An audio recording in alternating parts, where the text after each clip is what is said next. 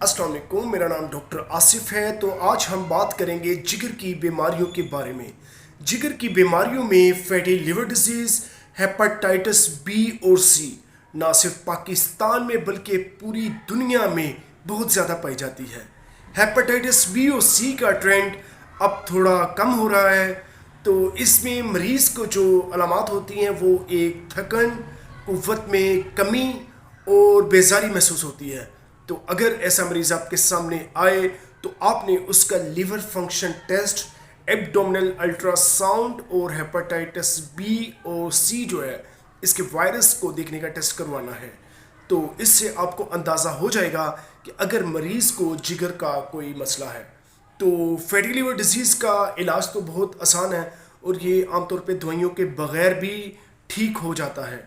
इसमें आपने मरीज़ को विटामिन ई देना है। विटामिन ई जो है आपने शुगर के मरीज़ों को देने से परहेज़ करना है। इसके अलावा एक शुगर की ही दवाई है जो आप फैटी लिवर डिजीज़ के मरीज़ों को दे सकते हैं। बहुत शुक्रिया, अल्लाह हाफिज़।